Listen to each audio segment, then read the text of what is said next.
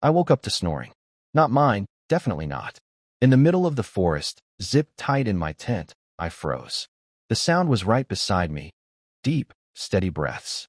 My brain whispered, bear. My stomach whispered louder, burrito last night. Great. I was going to die surrounded by beans. I peeked outside, and there it was. A giant, hairy creature. I nearly screamed, until I realized it was just another hiker, lying 10 feet away, wrapped in a sleeping bag the same color as dirt. He looked peaceful. I looked ridiculous.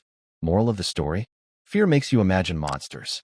But sometimes, monsters are just hungry humans who camp too close.